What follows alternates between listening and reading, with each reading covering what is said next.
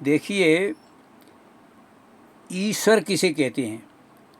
ईश्वर उसे कहते हैं जिसमें ज्ञान, वैराग्य और ऐश्वर्य हो। ये 3 गुण हो, उसको ईश्वर कहते हैं। और भगवान उसे कहते हैं जिसमें 6 गुण हो। कौन कौन से? ऐश्वर्य, ज्ञान, विज्ञान, श्री, वीर्य और यश। जिसमें 6 गुण होते हैं वो भगवान होता है। यानी ये गुण, इन गुणों वाले को भगवान माना जाता है और 3 गुण वालों को ईश्वर माना जाता है। और ये एक आदमी में भी हो सकते हैं। इसलिए ईश्वर और भगवान मनुष्य का रूप भी हो सकता है, परंतु परमात्मा मनुष्य का रूप नहीं हो सकता है।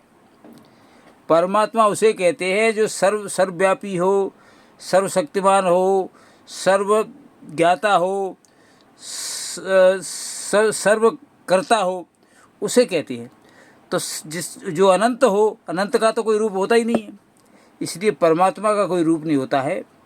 भगवान का भी रूप होता है, ईश्वर का भी रूप होता है, क्योंकि भगवान और ईश्वर एक व्यक्ति विशेष में भी गुण आ सकते हैं।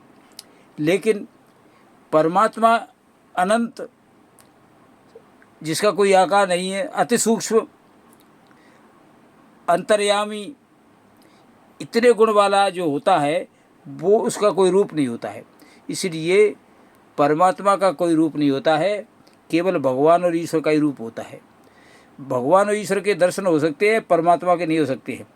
ये उनकी मान्यता कि भगवान निराकार है, ये तो इसलिए सही है कि वो भगवान परमात्मा को मानते हैं। और भगवान साकार है, ये इसलिए सही है कि भगवान की परिभाषा के अनुसार वो आदमी हो सकता है। धन्यवाद।